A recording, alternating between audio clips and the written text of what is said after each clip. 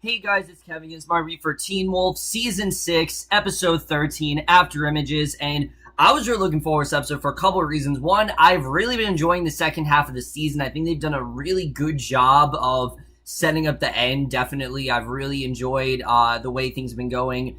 But also because this episode was directed by Tyler Posey, and I knew that this was an episode that we've heard about for quite a long time. I believe he talked about it last year at Comic-Con, like that's how long this has been ongoing, but this was definitely an episode that I personally was really looking forward to, and I have to say, while I did enjoy a lot of stuff in this episode, I really wasn't feeling it, to be honest with you. I was not a huge fan of this episode, and it's not because it was bad, there was a lot of filler here, honestly. This episode didn't really feel as much of, a final season. It just felt like an extra episode, and it didn't really feel like there was a lot going on in this episode, unfortunately, and a lot of that stuff that was going on just didn't really interest me, honestly. And I'll get into that, but let's just get into this episode, because there definitely are things that I do want to talk about. Mainly the stuff between Monroe and Gerard. Their plotline in this episode easily is the strongest for me. I mean, Gerard Argent, whenever he's on screen, he's just phenomenal.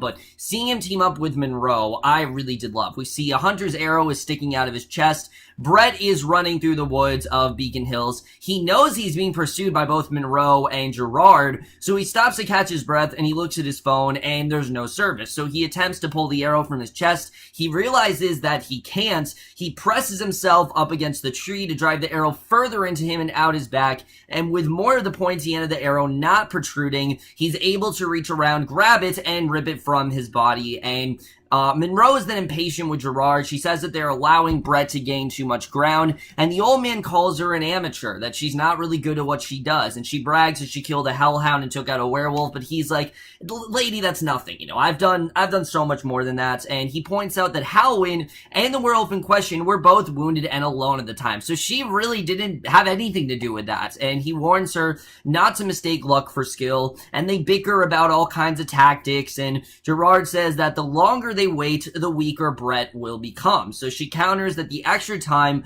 will give him a chance to find help, and he offers her a quote that the greatest victory is that which requires no battle, and she recognized this as Sun Tzu. And basically, this is from a Chinese general, which I thought was interesting the way that was set up. But like I said, I thought their stuff really was the strongest here. We see Brett's phone rings. They set up to follow the sound. They find the phone lying on the ground, still ringing. Brett throws Gerard's arrow back at her, but the old man then pulls her out of the way just in time. It hits a tree instead, and Monroe then catches sight of Brett in the shadows, raises her rifle to fire. He dodges the shots and runs away into the night. So again, this was a really solid opening. I love the way this was done, and their stuff easily was the highlight of this episode for me. What I don't really care as much about is Mason and Liam, because it has to be said.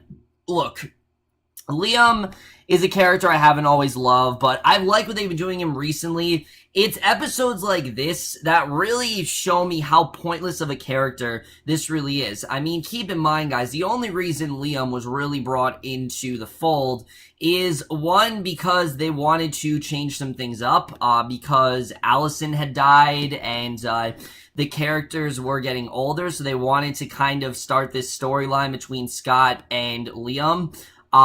But when you pair Liam off on his own, he just isn't that interesting, and it's really episodes like this that very much do show that, because they're playing video games in Liam's bedroom. Liam wins, Mason doesn't want to leave, he suggests a sleepover, and Liam wants to know why, since they haven't had a sleepover since they were 10, obviously since Mason's gay, and Mason says that he keeps seeing the bloody, faceless lump of a body they found in the locker room earlier, and he explains about After Images in an extreme version called, panopsia, which means basically seeing again, and the image doesn't fade. And Liam wants to know where Mason sees the body, and he says it's everywhere. He replies, and just over Liam's shoulder near the door, we can see the arm and lower torso of the bloody, faceless lump. So again, this just wasn't really something that interested me. I think out of everything that's going on, this is the thing I'm least interested in right now. I like Liam as a character, but just when you pair him off and things like this, it just really is not all that interesting. We then see Melissa. She bolts the doors to the hospital morgue. She pulls out the drawer containing the bloody lump of a body, intending to take a tissue sample, and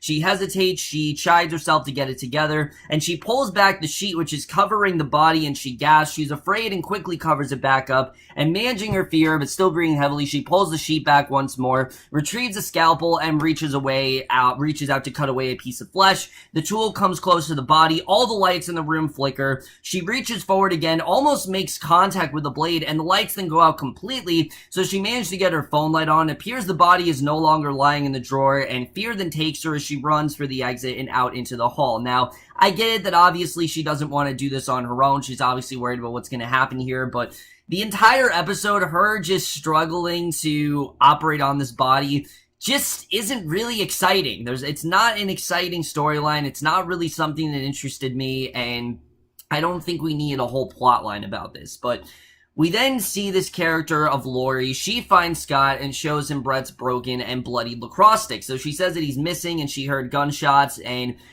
pretty much this entire episode is Scott's and all of them searching for Brett's. And I get it that obviously Lori is his sister, but I just didn't find this character interesting. I honestly just don't give a shit about this character. I don't. I wish I could say I did, but I don't care about Lori as a character. I'm not invested in her, so I just didn't really care about her here. But Mason finds Corey in the library courtyard at school. They explain that Brett is missing. The pair then meet up with Lydia in the chemistry classroom, and Lydia focuses on the blue flame of a Bunsen burner, and she's trying to concentrate, but Mason and Corey keep talking. She scolds them to be quiet. They both apologize, but immediately begin chatting again, and they discuss Lydia's banshee nature and how visions usually find her instead of her trying to initiate one.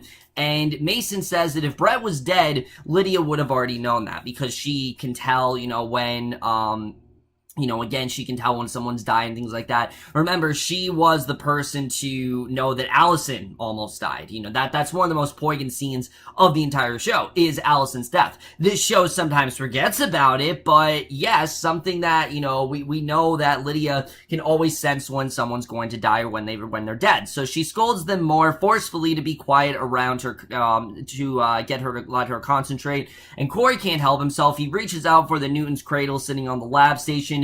He plucks in one of the steel balls, and Mason realizes what he's doing just a second too late. There's a loud click before he can stop the kinetic energy toy from moving. They both apologize. Lydia begins to hear something. A school bells ring and footsteps in the hall. The Bunsen burner flame then blows out, and Lydia begins to write. She finds the arrow that Brett threw, and Scott believes that he set a trap and is fighting back. So Lori retrieves the arrow from the tree, says they need to let Brett know that they're looking for him. She sets off to howl, but Malia then stops her, pointing out that howling would give away their position to the hunter. So obviously it's not a good idea to do that, since they're hunting werewolves in the first place, and if she's howling, then all that's going to do is get the hunter to recognize that there's a werewolf there. So Liam believes that the hunter is a new, and therefore they can take him, and Scott's sure, but if Brett were to howl back, that they could get to him, because no human can track sound faster than they can. And Scott says that they've done this before, they know what they're doing, and Malia can't catch Brett's scent, and Lori says that he's masking his odor. So Liam catches sight of some tracks and takes off running after Brett.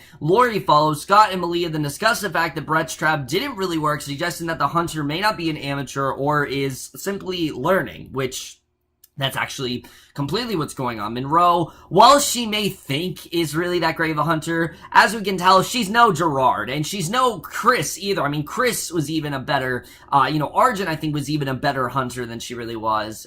She just isn't the hunter that they are, and I think that's something we're really seeing, is that she really isn't all that great. So Lydia appears to have written the same thing over and over again in various languages and forms. Mason managed to translate part of it with his phone. It shows the Chinese portion of the page that says 68, and they recognize 68, which is written in Roman numerals as well. ER is also written on the page, and Lydia realizes that this is a symbol for erbium, which has an atomic number of 68. So she decides to return to the location of her last premonition, which is, that giant web in the school hallway from the mid-season premiere. So she pointedly says that she's going alone due to Mason and Corey's inability to pipe down, which, I mean, that makes sense. They were kind of just bothering her the whole time. So she walks down the row of lockers, counting her paces. She stops when she reaches 68. The locker she stops in front of has a combination lock with a red cover. And it's actually the same lock we saw on Styles' locker back in 63. I thought that was a cool callback, but realizing the lockers all have numbers, she races to locker number 68. She opens the door, but it's completely empty. And Nolan then jerks awake at one of the desks on the upper floor of the library.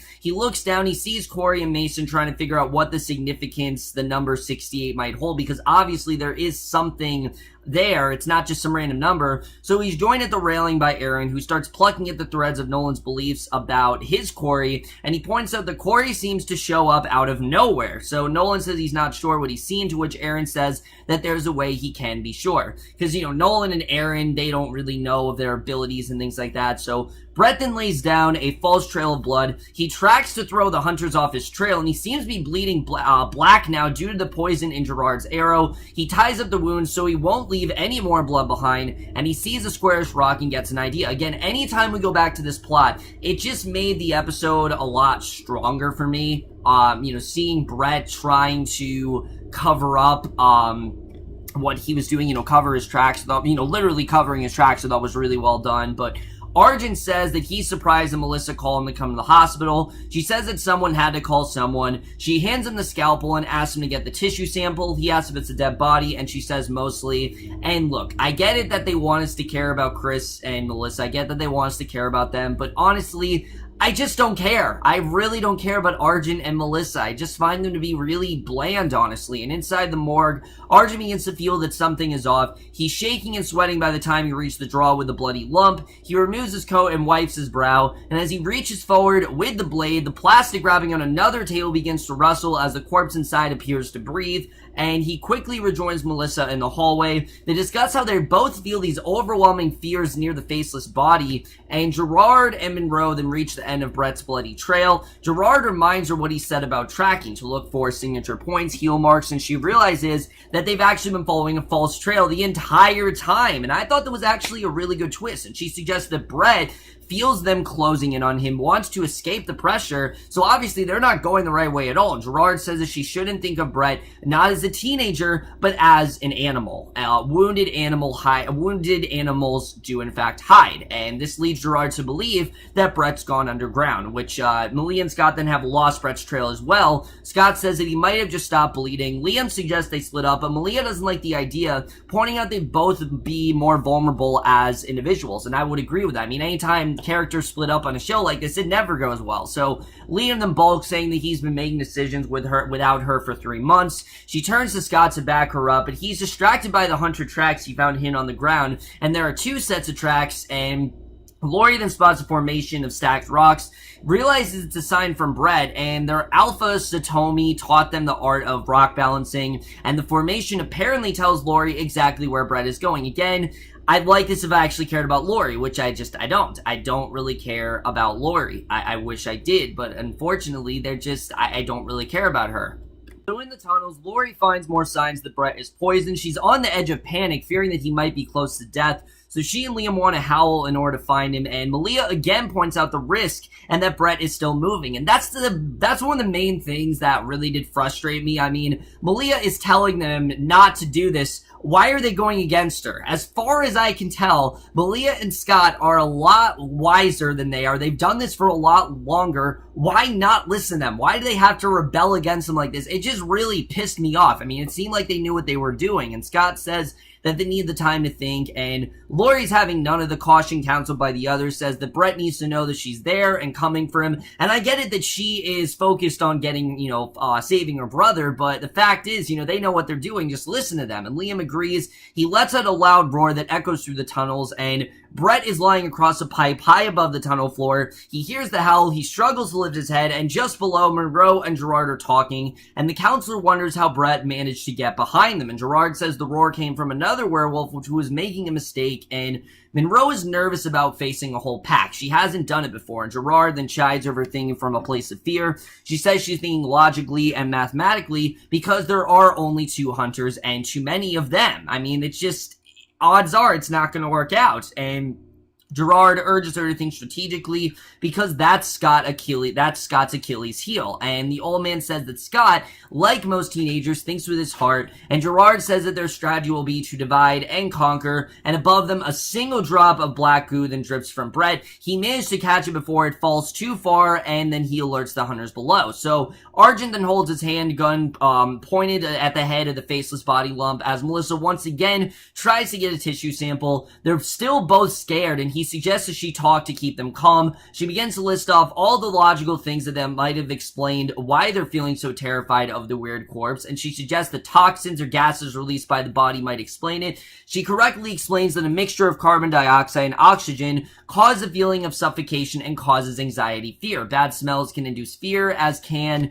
infrasound, and the talking isn't helping. Their fear is actually reaching a peak. They're both shaking as he urges her to go ahead and get the sample. She slices off a thumb-sized silver into a Petri dish, and Argent then slams the drawer shut. He tries to catch his breath, and Melissa puts the tissue sample into a test tube. The test tube into a centrifuge, and as it spins, she tells Argent that he doesn't have to stick around because the scary part is over, and he refuses to leave her alone with that thing. She believes it's because he wants to know what scared the hell out of him, because not much really does scare him, as we know. So she places the sample on a slide, and the slide under a microscope, and the tissue doesn't really seem to have much of a DNA, no cell structure. It's actually effectively nothing at all. So they're then at the McCall house, and she urges McCall if he finds anything in the Argent lore about bodies with no DNA that makes you feel terrified, and he speculates that the body isn't really the thing causing the fear. It's simply just amplifying it. They both are still feel afraid. The conversation turns awkward as he makes to leave, and he says that he should have called her after their kiss. She says that she should have called him, that she wanted to call, and they almost kiss, but Argent says he has to go. Melissa says he doesn't have to go. And again, I just don't really care much about this plot. I like Argent, I really do, but his whole storyline with Melissa just doesn't really interest me. I find it to be relatively boring, it's very repetitive, and the fact that they didn't just call each other is just really petty. I'm not a huge fan of this plotline as a whole, and the fact that we spend so much time on it, I'm just not really that invested, unfortunately. Again, I really do like J.R. Bourne, I like Melissa Ponzio, I like them as characters, I really do. But in general, I just didn't really care much about this plotline, and it's one of the things that really did drag this episode down for me.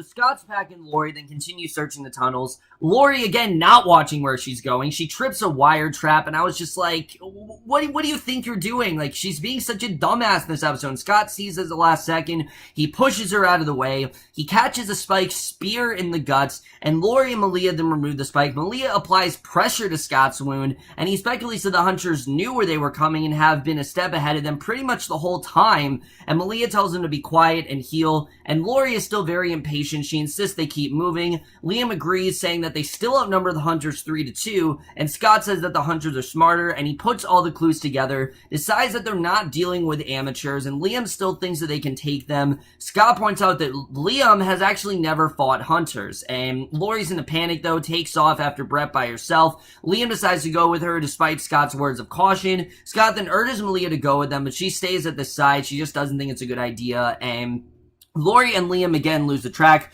Lori's very frantic. Liam tries to reassure her, saying that he's taken several hits from Brett on the lacrosse field that prove just how strong he is, and he says that when he sees Brett coming, he does everything he can to get the hell out of the way. So Lori explains that Brett started playing lacrosse because of her. She apparently didn't have any friends at her old school, and Brett learned that Devonford Prep needed lacrosse players, and he taught himself the game and won a scholarship to the private school. He then said a condition of his playing for them would be that they let Lori attend the school as well, which again, I just don't care about this plotline, unfortunately. They want me to care about Lori, but you want me to care about Lori in the 13th episode of the final season. It's just not something I really want to do. I don't want to be introduced to a new character here. And they smell the poison then oozing from Brett. They follow the smell in hopes of finding him. Gerard has Monroe set up in a sniper's nest in one of the side tunnels. She's tired of waiting, but he assures her that they will come past this spot. And as Monroe watches through the rifle scope, Liam and Lori then run by. Gerard then pushes the gun away, interrupting her shot. Gerard explains he's not out to kill just one werewolf, and Malia wonders how they missed it's the trip wire that Scott says they underestimated them, and Malia point out the trap is pretty big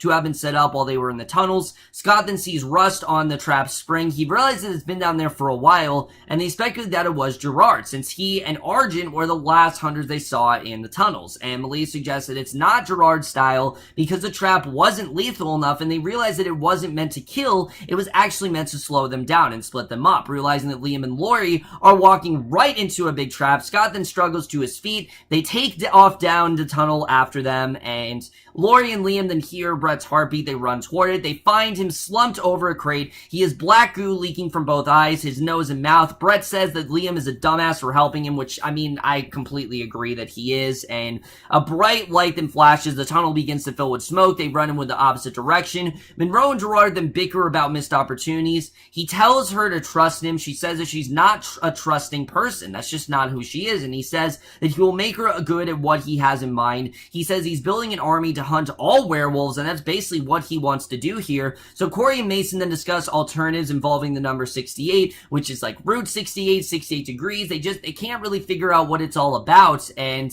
basically Corey says he just wants to help. They're interrupted by Nolan slamming a book down on the table. He claims he's trying to study for a biology test. He starts talking about how organisms evolve and change, and Corey points out that their test is on DNA versus RNA, and Nolan wonders aloud if organisms can change and then change back again. And Mason, trying to follow the thread, he correctly explains that the life cycle of a parrotfish includes a transition from female to male, just as hawkfish and earthworms transition back and forth through different sexes. And Nolan wonders if there's a test to see if any of his classmates have changed, and if there would be any way to tell if they had. So he quickly stands up. He stabs Corey in the hand. Blood then rushes out, covers his hand. Everyone in the library is now looking. Nolan grabs Corey's hands, completely healed. He shows it to his classroom, screaming, "Look at him!" And Mason tries to calm the other students, claim that Corey's fine. It was just a scratch. So again, you can tell that the students, they're starting to turn against all these supernatural creatures, and Aaron watches from the second floor and smiles. Nolan takes his bloody pen. He makes a quick exit, and distracted, Nolan runs into Lydia. She notices the number on his lacrosse hoodie, 68, and calls him. She questions him about Brett. He actually doesn't know Brett, and then he realizes that Lydia is one of them and runs away. So again, we see Beacon Hills, they're starting to actually become a little bit scared of these supernatural creatures, and I think it isn't exactly the way to go, but it is, I guess, interesting as a whole. Lydia then fills in Corey and Mason about her encounter with Nolan. The whole vision was actually about him, and Lydia realizes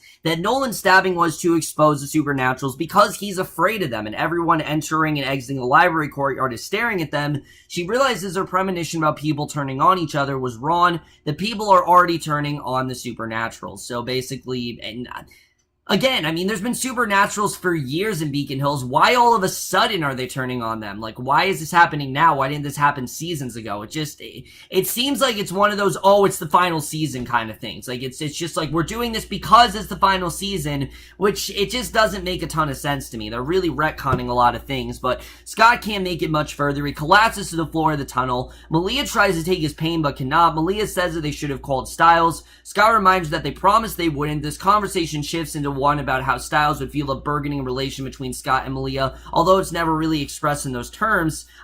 Scott then intimidates that he believes that Styles will be fine with them being together. So I do like that they brought up Styles here. I definitely did enjoy seeing that. They didn't really specifically state it, but that's pretty much what this is all about. And Scott then passes out. He reaches up to touch his face, begins to absorb his pain. It trails through her bloodstream, down her arm in black lines. Liam finds some of Gerard's sonic devices and realizes they're being herded. He tries to stop Brett and Lori, but they are far too ahead. They're already up the ladder to the outside. They exit a manhole on Mute Street. Seconds later, a large truck slams into both of them. Liam then walks out. They leaps up to the street. Lori is holding Brett's hand. He appears to be dead. She tells him to close his eyes. She says that she couldn't take away his pain, and then appears to die too. So again, this entire episode was pretty much pointless. Liam then roars, bearing his fangs, claws, glowing eyes to a growing crowd of onlookers who point his direction. The driver of the truck gets out. They spot Gerard and Monroe in the distance, nods in their direction. Monroe realizes that Gerard pretty much set up the entire thing. He says the lesson for her is the best way to build an army is through fear, and that is the way this episode ends. Interesting stuff overall, but let's just get into this episode and where it's going to take us into the rest of the show. Here's my thing with this episode. There are definitely quite a few things that I did enjoy. Like I said, the strongest for me being Monroe and Gerard's team up. It seems that he's really invoking the sphere into her and that he's really showing her that she wasn't that great of a hunter. But then we realized that he basically did that to set everything up. And I thought that was definitely interesting. That part of the episode I'm fine with. But the logic that suddenly all of Beacon Hills will be turning on these supernaturals, I get it that it's the final season, but it just seems so it seems so far-fetched because why didn't this happen seasons ago? Why haven't we had this plotline go on in like season 4 or season 3?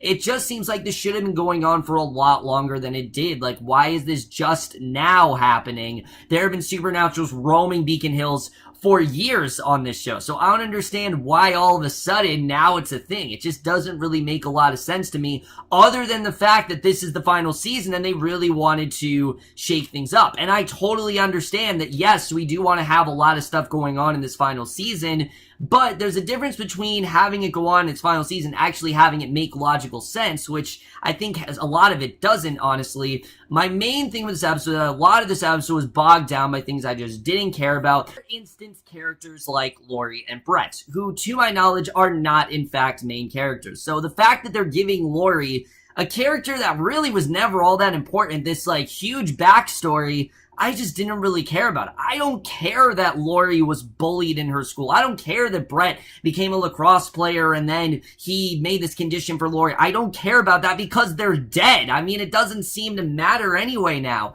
And I get it that, yes, this was set up by Gerard, but it seemed like this was only done, as a way to get into this plotline, which I understand, but I just didn't care about these two characters. And also, Melissa and Arjun, I don't care about their relationship. I really don't. I think it's very one note. Scott and Malia, I get what the show's trying to do, but I'm not gonna lie, I do think it's very forced the way these two are kind of coming together. So far, at least, I'm not the hugest fan of it. It's kind of coming out of nowhere, and I don't think the show really needs to go there. Other than that, guys, I was not, like I said, a huge fan of this episode. There were some things I definitely did enjoy, but when it really does come down to it, I really was not the hugest fan of this one. And I am going to give Teen Wolf Season 6, Episode 13, After Images, a C+. Over, guys, for this episode of Teen Wolf. Let me know what you guys thought of this episode overall. Loved your thoughts on it. Do you like where this season is heading? Do you not? Like I said, not disliking the season. I really enjoyed these 2 episodes, but this one, if this is where we're headed, I'm just not really all that into it. It doesn't make a ton of sense why Beacon Hills would suddenly now be turning against all the supernaturals. It just seems like kind of just like, oh, it's the final season, so we're just adding this amount of intrigue that we don't really need. But that's in my review. Hope you guys enjoyed. Let me know what you guys thought of this episode. We'll see you guys in my next video, which will be for Game of Thrones, which I obviously am excited for, and I will see you guys for that. Okay, bye.